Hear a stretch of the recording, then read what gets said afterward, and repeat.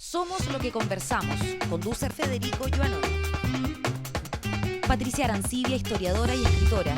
Luis Eduardo Escobar, economista y ex asesor internacional. Sergio Mico, abogado, filósofo y cientista político.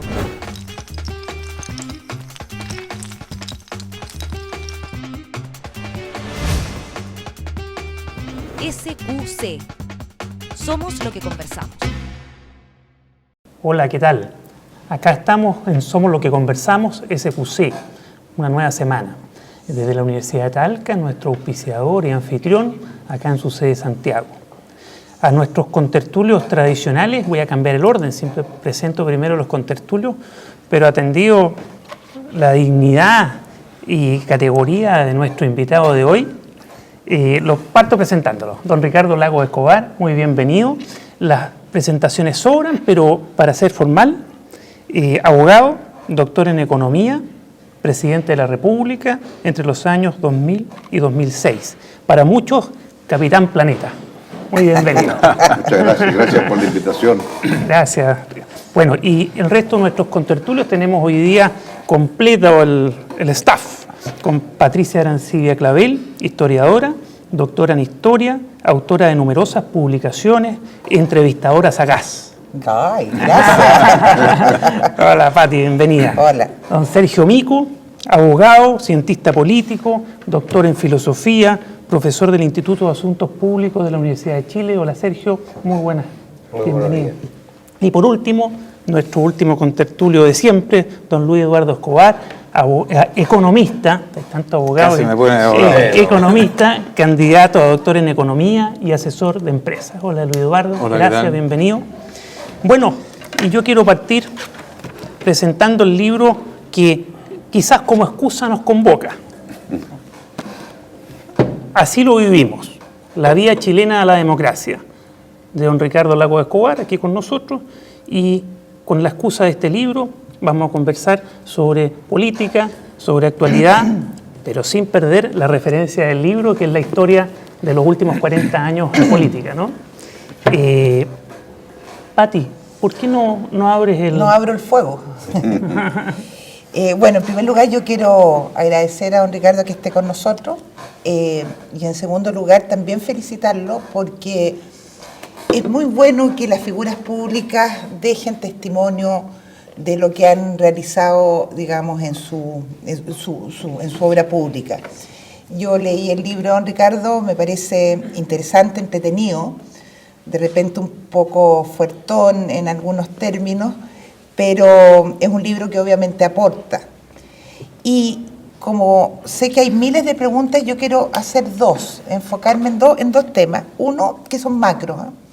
Uno que tiene que ver con el tema del libro en cuanto a la transición. Para muchos, la transición terminó en marzo de 1990, después de que el itinerario de la Constitución de 1980 se había logrado. Y esa es una postura que tiene muchísima gente, especialmente la centroderecha, y que de alguna manera fue avalada, no fue avalada, pero hubo grandes discusiones, hasta que se llegó a su periodo con la Constitución del 2005, y ahí se dijo, sí, aquí termina la transición. Entonces, me interesaría, don Ricardo, hacer un planteamiento en torno a ese tema. ¿Se acabó la transición? ¿Se cumplió el itinerario de la Constitución de 1980? Digamos que la Constitución del 80 en dos enclaves autoritarios desapareció. Y la Constitución del 80, salvo uno, que cuando firmé el decreto por el cual se establecía las reformas constitucionales del 2005, lo señalé. Queda pendiente porque fracasamos en encontrar un acuerdo respecto al sistema binominal. Sí. Pero para responder el fondo de la pregunta de Patricia, yo diría que la Constitución, por definición, es el cuerpo legal por el cual aprendemos a procesar las diferencias. Eso es la Constitución, ¿verdad? ¿Cómo procesamos los que pensamos distintos? Pensamos todo igual. Una lata, además. Una lata, no hay nada para que tener Constitución, ¿verdad? Y por lo tanto, creo esto muy importante porque la Constitución del 80 en la forma que se estableció, como dijo en una ocasión Patricio Berwitt, es ilegítima en su origen, de mi punto de vista, dijo. Pero tengo que reconocer que está vigente en Chile hoy. Y por lo tanto, así como yo exijo que se me respete cuando digo que es ilegítima, tengo que aceptar respetar a aquellos que dicen que es legítima. Entonces, efectivamente, yo me propuse cambiar los enclaves autoritarios. Los senadores vitalicios y designados, porque a la gente ahora se le olvida un poco eso. Cuando le dicen, ¿y por qué no hizo tal cosa cuando fue presidente? Porque no tuve mayoría nunca en el Senado, porque estaban los senadores vitalicios y designados. Y eso me impedía tener mayoría. Por lo tanto, estaba el Consejo de Seguridad Nacional, donde había 4 civiles y 4 representantes de las instituciones armadas en un plano de paridad absoluta, en donde para poder despedir a los altos mandos de las Fuerzas Armadas había que tener el acuerdo de ese cuerpo de 8 personas, etc. Entonces, me pareció esencial abocarme a eso, a terminar con los enclaves autoritarios. Muchos amigos míos me dicen, es que se necesita una nueva Constitución. Y yo le digo, claro, usted lo puede decir eso ahora, porque ya no hay enclaves autoritarios. Porque si no, la demanda suya en la calle habría sido abajo los enclaves autoritarios. Claro. Pero la pregunta, don Ricardo, perdón. Ahora, ¿terminó la transición? Entonces yo le podría decir, sí, terminó el 2005. Pero usted se da cuenta, Patricia, que todavía el tema no está resuelto del todo porque el binominal pena. Y si algo caracterizó los primeros 20 años o 22 años desde que Patricio Goldwyn asumió el poder, es un sistema electoral que ha significado que como en cada lugar normalmente hay empate, se elige uno de aquí, uno de allá, y hay quórums altos para cambiar la Constitución, cosa que tampoco se logró cambiar, usted junta las dos cosas y le da derecho a voto a la derecha. Entonces, ese derecho a voto y a veto,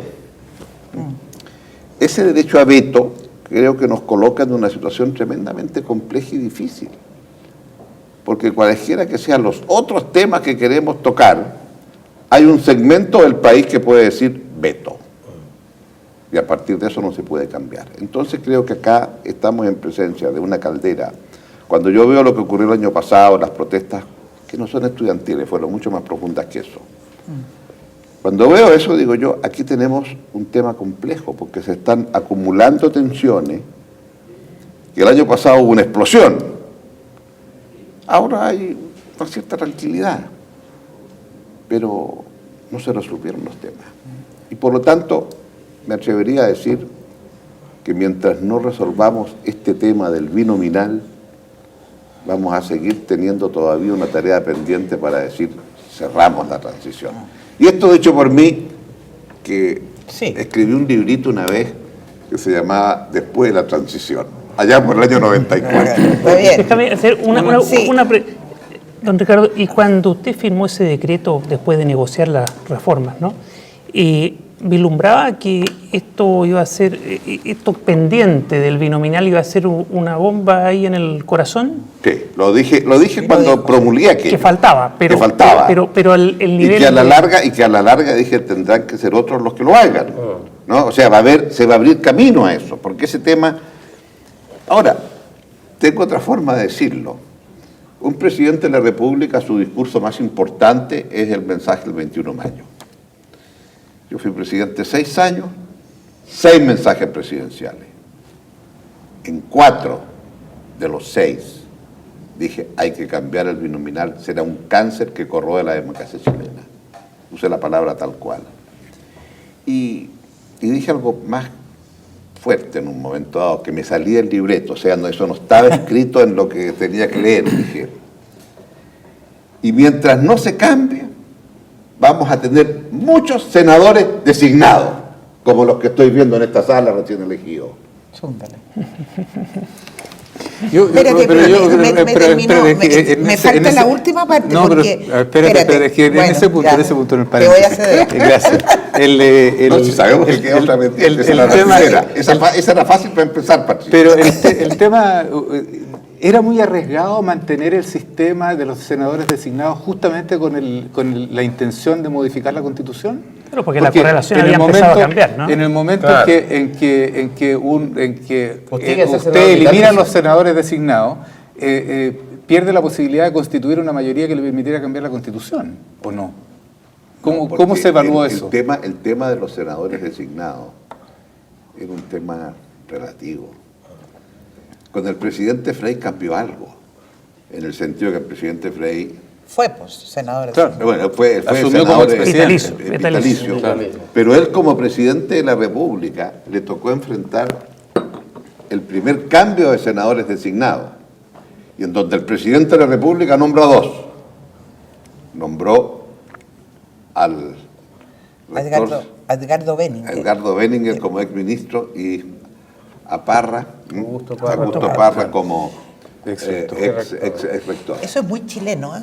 Se critica harto y después... Bueno, porque después- tiene que Claro, hacerlo. Porque hay que hacerlo. Tiene que claro. hacerlo. O sea, no digas muy chileno, todo el mundo dijo que el más golista de los presidentes franceses después de De Gaulle fue Mitterrand, que fue el gran crítico a la constitución de Gaulle, ¿verdad? Y al presidencialismo galo. Bueno, pero tenía que hacerlo.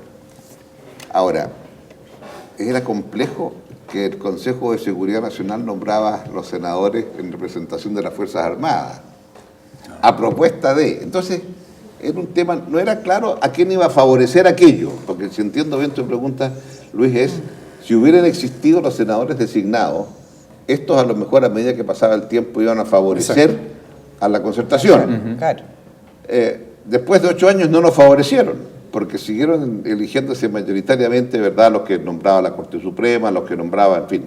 Consejo. De manera que era una institución, yo diría, antidemocrática, pero que además no... Sí reconozco que hubo una cosa que yo hice. Mientras fui presidente, nunca dije que no iba a asumir el cargo de senador vitalicio. Me lo preguntaron siempre con... Así, diciéndome cómo está.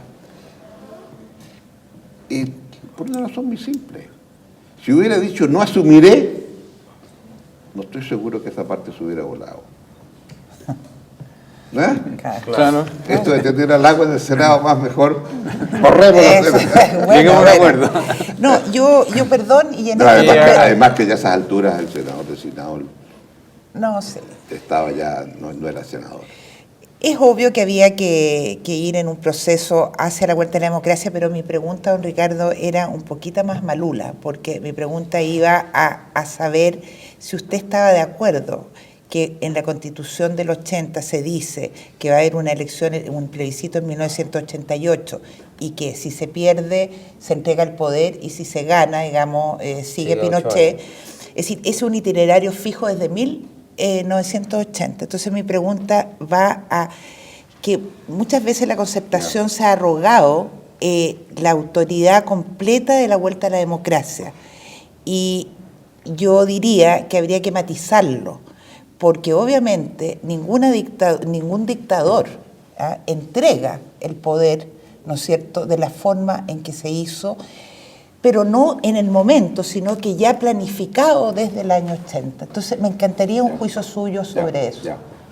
Porque a mí me retan, porque digo, cuando alguien dice dictadura, a ver, vámonos con calma con dictadura. Entonces eso no, quisiera aclararlo. Sí, uno lo puede pronunciar más cuidadosamente. Dictadura. Que a la Pati le gustan los eufemismos.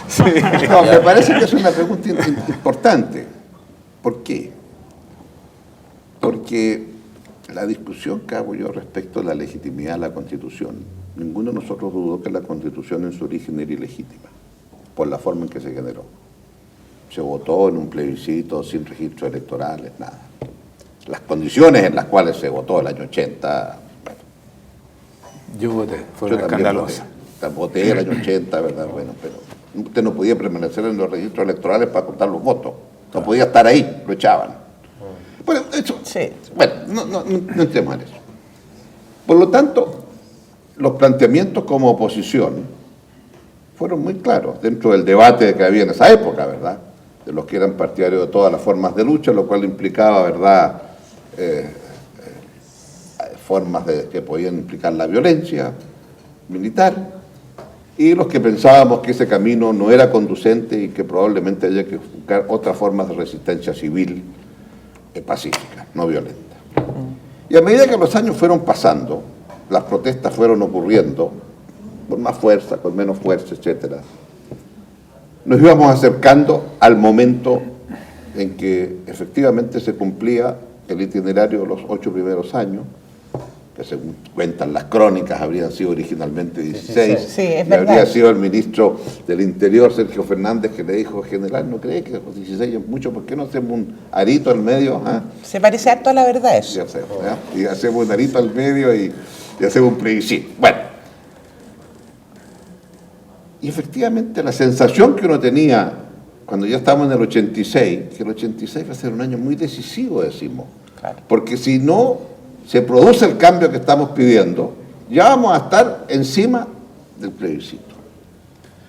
Y se produce además un hecho importante, por el cual termina siendo muy decisivo, que no estaba en nuestro libro, ¿verdad?, que es la internación de armas en Carrizal, el atentado al general Pinochet, y en consecuencia, por así decir, está claro que por esa vía se conduce a fracaso, porque mire usted, es partidario de todo eso, hizo una operación de mucha envergadura y se fracasó. Entonces, a partir de eso, viene el plebiscito. Y antes del plebiscito intentamos decir: no, queremos elecciones libres. O sea, ¿por qué vamos a tener que votar por un señor sí o no? Queremos elecciones libres. Y surgió entonces primero un comité de personalidades que pedían elecciones libres, muy amplio. Después surgió un comité de partidos por elecciones libres, que eran básicamente los partidos en torno a la alianza en ese momento. Y nosotros dijimos: creemos un comité de izquierda por elecciones libres, del cual yo fui su primer presidente. Pero ya estamos en el 87. Y a partir de ahí nos damos cuenta que van a haber elecciones libres, y empieza el Tribunal Calificador a tomar un conjunto de medidas, el Tribunal Constitucional también, otras muy importantes, como que tiene que haber registros electorales, que tiene que haber una serie de cosas. Y se cumplieron. Que se cumplieron todas, por supuesto. Y en consecuencia, en ese momento, era tan obvio que a partir de ese momento era claro que el general Pinochet iba a caminar por un cierto trazado, que tenía que caminar por ahí, no podía apartarse de eso, y por lo tanto, si nos organizábamos y sacábamos más votos, podíamos ganar y derrotarlo.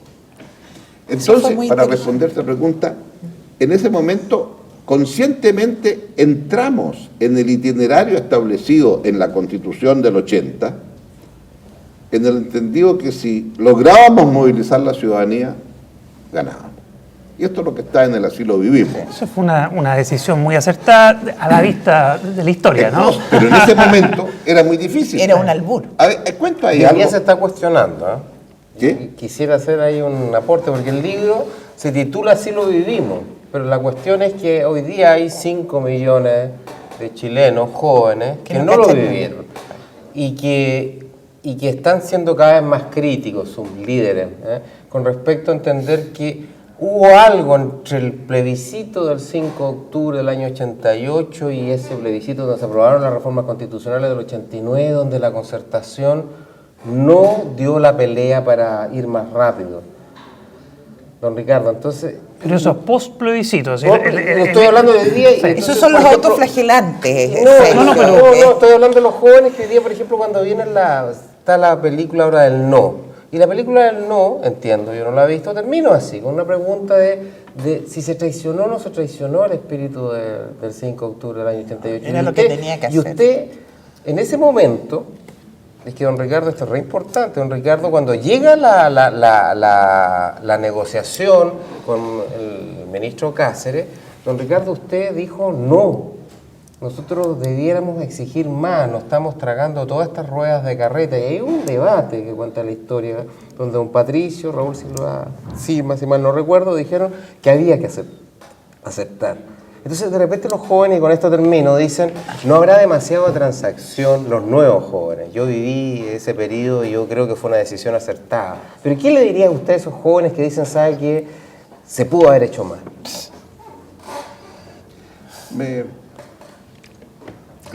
Hay que leer el libro. Sí, de todas maneras. Lo que Ya, ocurre es voy a- lo siguiente, voy a mostrar el libro. Lo Ah, que muy quiero bueno. decir es lo siguiente, que efectivamente, producido el plebiscito, se inicia un proceso negociador, entre otras cosas, porque de acuerdo a la Constitución de Pinochet, el artículo 8º prohibía a un conjunto muy grande de personas poder participar en la vida pública. Exactamente. Claro. Y por lo tanto, lo primero que había que hacer era derogar el famoso artículo 8º.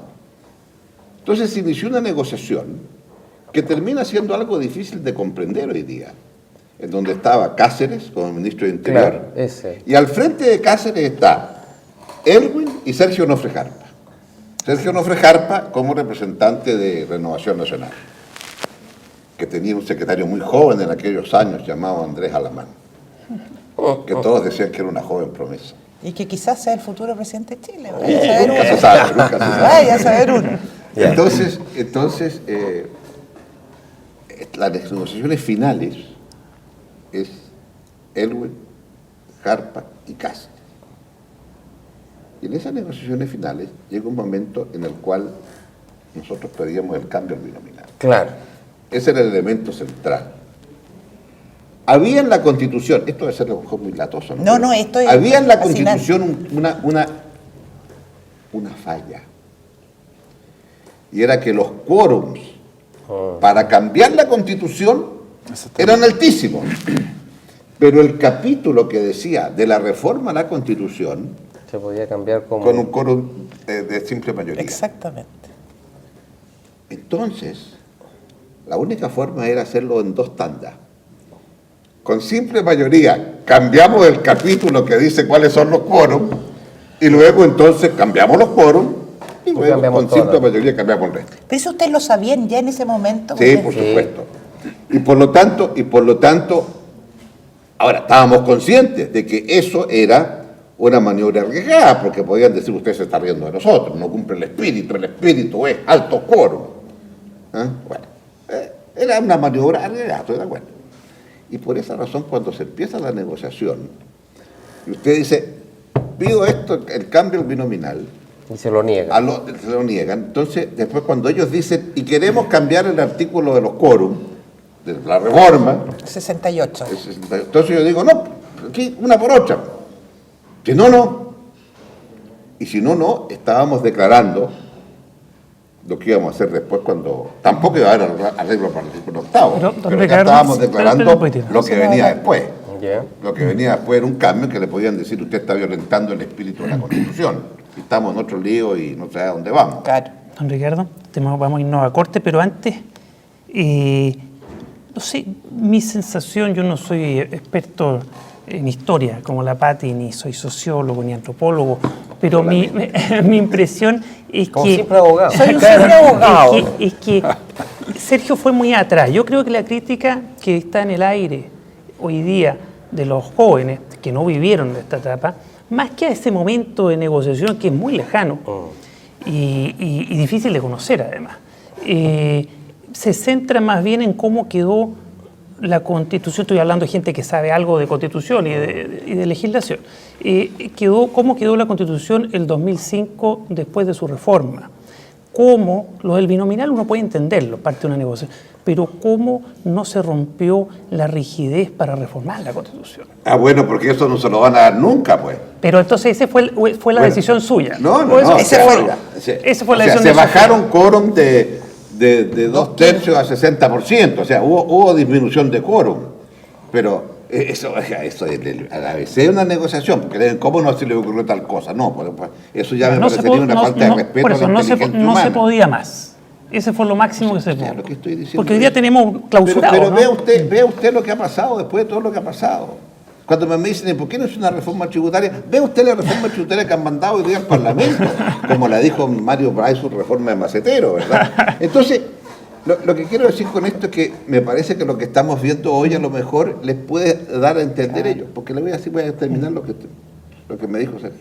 Efectivamente yo tenía una opinión distinta a la Claro. de Sergio Joel. Usted reclamó ahí.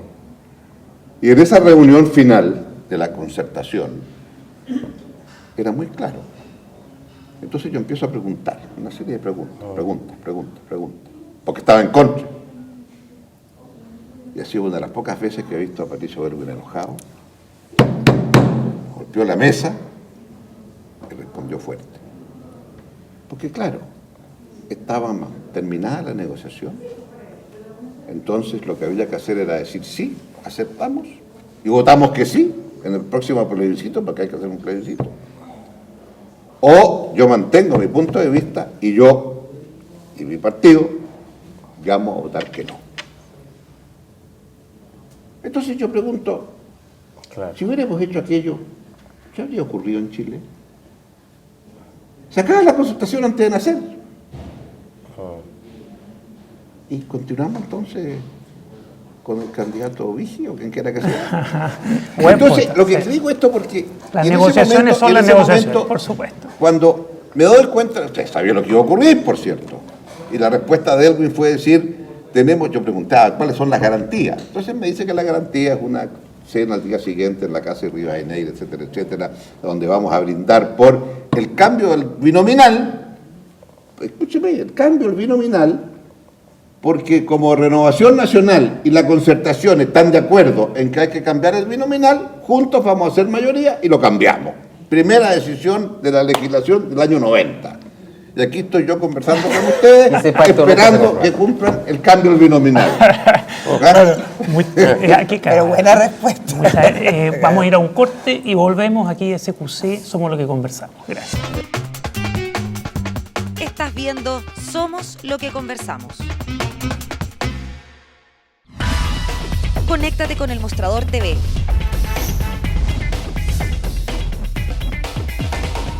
Búscanos en Facebook. Síguenos en Twitter. Comparte nuestros videos. Y revisa nuestra web. Nos mantenemos conectados a ti gracias a las redes. El Mostrador TV.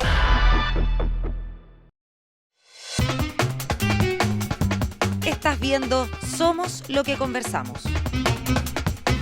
Estamos de vuelta aquí en SQC, Somos lo que conversamos, desde la Universidad de Talca, nuestro anfitrión y auspiciador, acá en la sede de Santiago.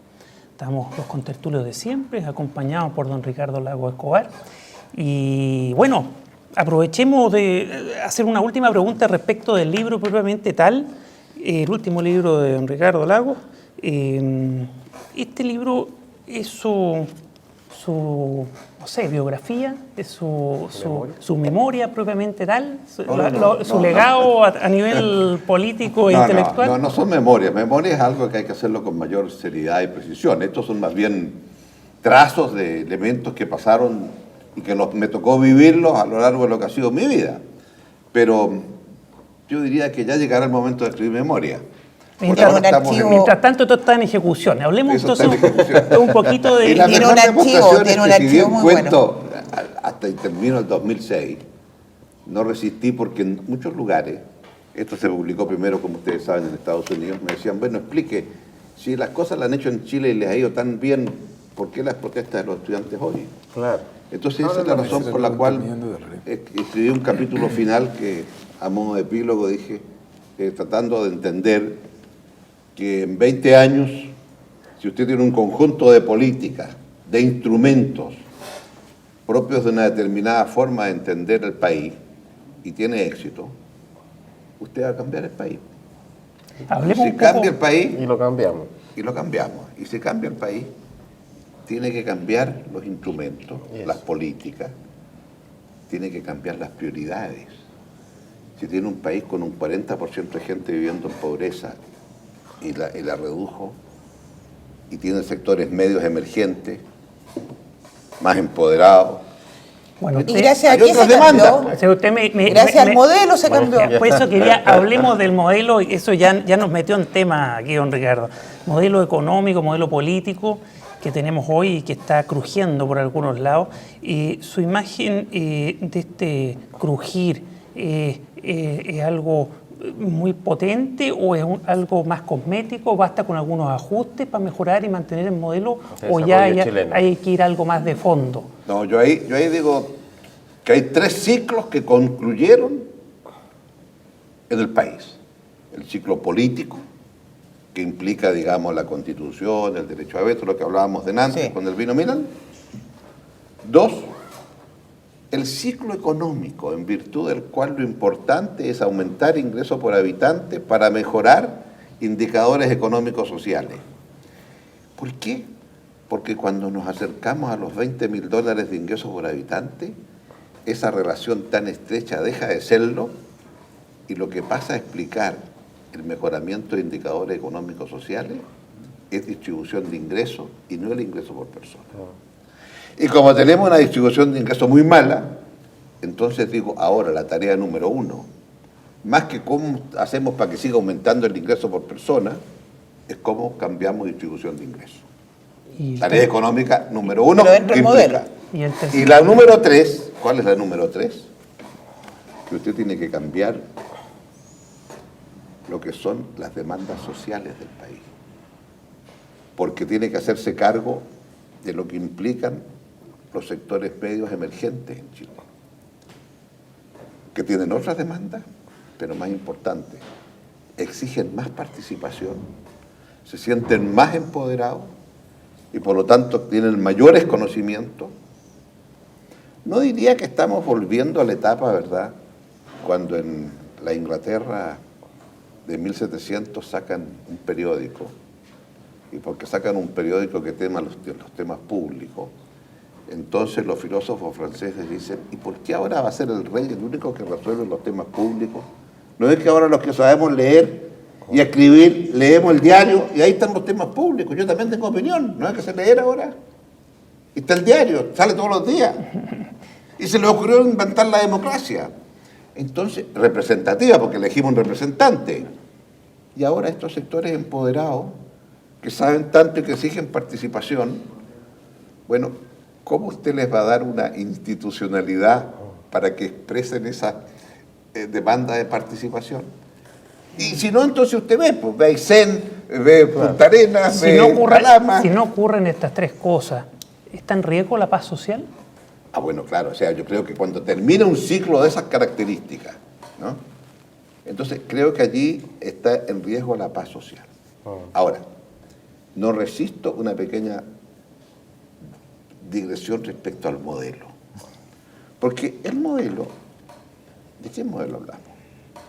El de los que piensan que la sociedad se hace imagen y semejanza del mercado y que basta con aquello, o de los que pensamos que la sociedad se hace imagen y semejanza de lo que piden los ciudadanos, y los ciudadanos demandan bienes públicos, y los bienes públicos deben estar al alcance de todos, y por lo tanto hay un espacio donde el mercado puede funcionar, pero hay otro espacio en donde el tipo de sociedad que usted conforma, y ese es el sentido del voto, en que ciudadanos somos todos y como ciudadanos todos valemos lo mismo.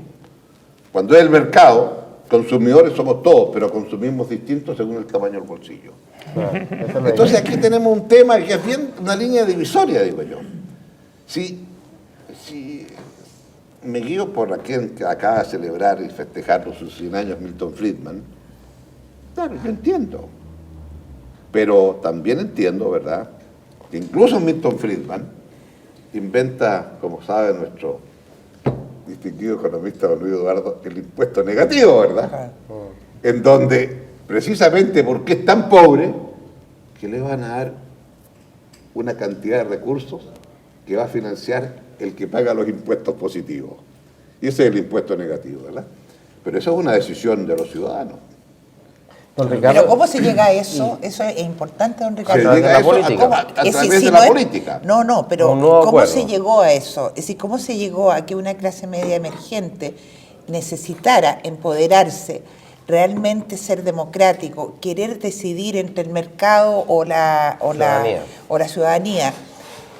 Se llegó gracias a que se implementó un modelo, que usted lo implementó Patricio Aylwin, que lo implementó Pinochet, sí, claro, en definitiva. Entonces yo creo que hay que no desconocer, yo creo que hay que avanzar.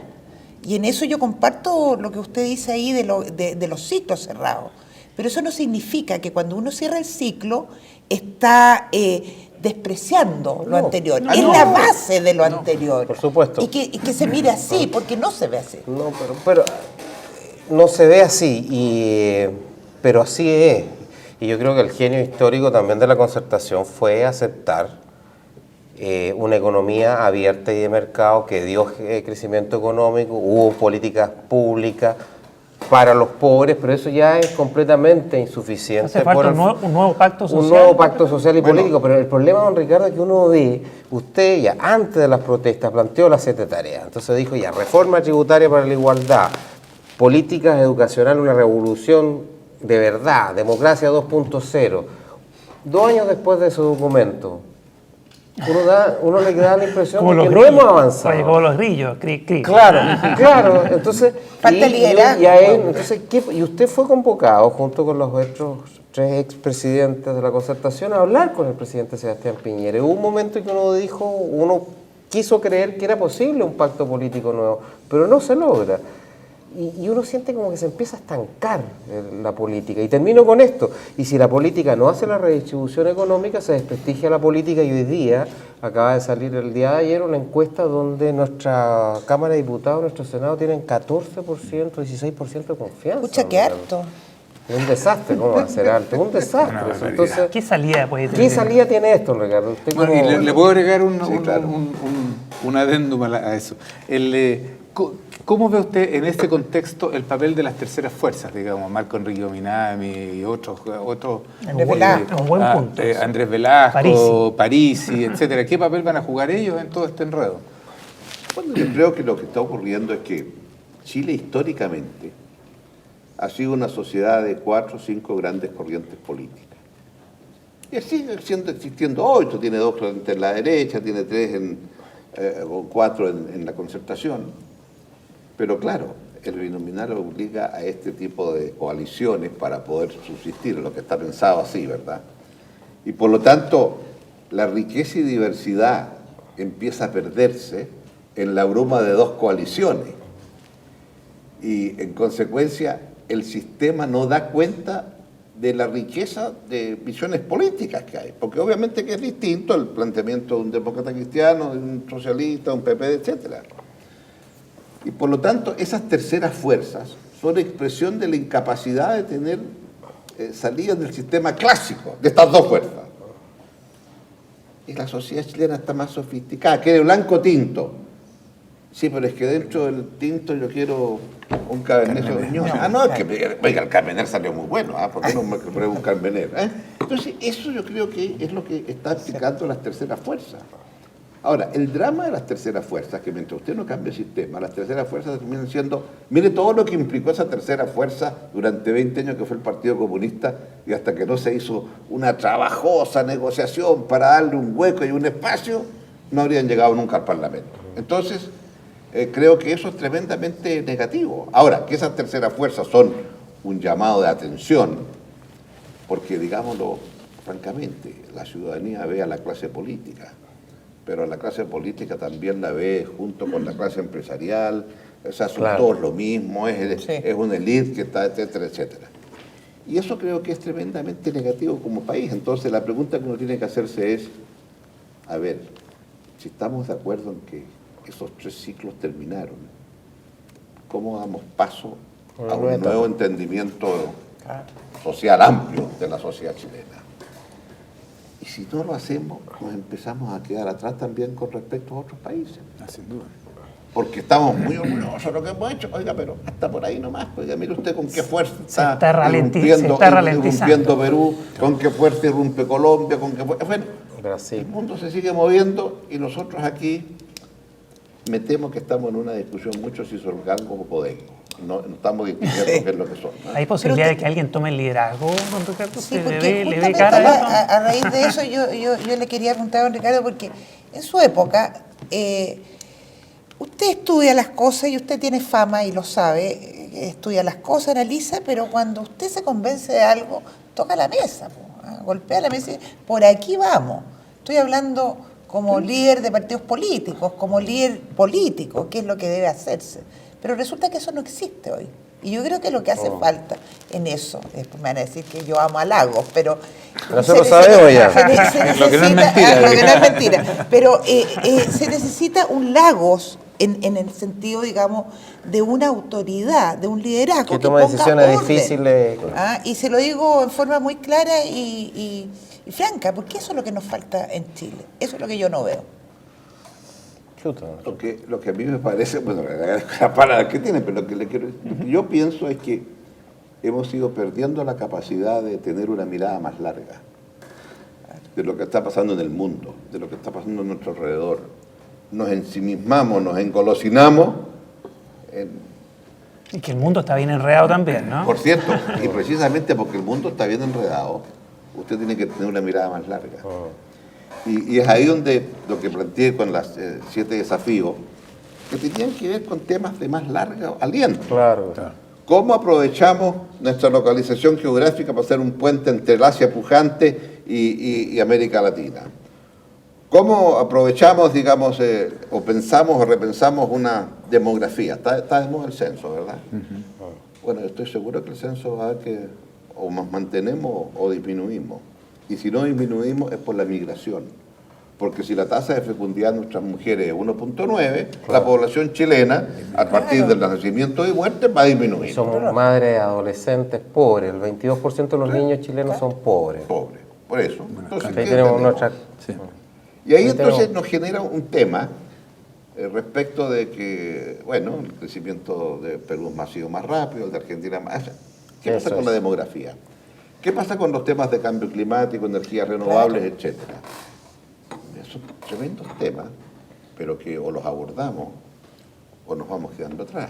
Con la energía, pues. Con la energía, claramente. Claro. Don Ricardo, y en ese sentido, habría, no le voy a hacer pedir un análisis prospectivo de quién va a ganar, por supuesto, en las elecciones y en la futura, pero como está el sistema binominal y la falta de liderazgo que estamos hablando, ¿existe una gran diferencia que gane la alianza o que gane la concertación? Yo creo que existe, sin duda alguna, por la razón que daba en la línea divisoria. Cuánto de bienes públicos, cuánto del fin del mercado. Sin embargo, en esta elección municipal pueden haber eventos que llamen la atención, ¿verdad? Porque nadie habría pensado que en una primaria abierta, tan abierta, se iban a poner en Providencia la señora Ferrazo. Pero son 2.000 votos, 3.000 votos. por Ricardo. Votaron muy poquito, no Sí. significa nada. Y en consecuencia, está bien, pero ocurre que los partidos de la concertación estaban apoyando a una determinada persona, con el mayor respeto, nuestro amigo Insulza, que todos pensaban que la competencia era con Belolio, Claro, digo, no... Claro. y ganó doña Josefa. Claro, es cierto, lo que tú dices son solamente 3.000 votos y no es representativo, Pero, parecía pero ser que no hay cuentas de claro. ahora están... ¿ah? Sí. Entonces, mi pregunta es, ¿no? Independiente que Josefa Razo le gane o no gane, la Pepa gane o no gane, va a ser sin duda una campaña como para pensarla. Ahora, ¿qué explica que en una comuna como Providencia, en Santiago, la ciudadanía opta por alguien que no tiene nada que ver con ningún partido? Es muy peligroso. Muy significativo, ¿no? Es Significativo y significativo, peligroso. ¿verdad? Ahora, es el deseo de decir, tómeme en cuenta, yo también quiero dar mi opinión. El tema es la participación. Y estos señores entonces no me representan porque estos dirigentes... Es como el en fin, 52. Quizá por hay Ricardo. muy poca diferencia entre lo que plantea una coalición de la otra. Claro, entonces viene también, claro, bueno, lo que tú No, pero el dices caso de del Providencia. 52. El caso de Providencia es No que es no tan es así. así, por Sí, eso, claro, por eso Providencia llama la No atención. está así, dado el alcalde que tiene. Claro, lo que pasa es que allí también, claro, uno puede Es un caso tener la laboratorio. otra lectura, ¿verdad? De decir, bueno, mire, el alcalde tiene una personalidad muy fuerte, ¿verdad? Y concita también elementos negativos en su contra, pero bueno. Sí.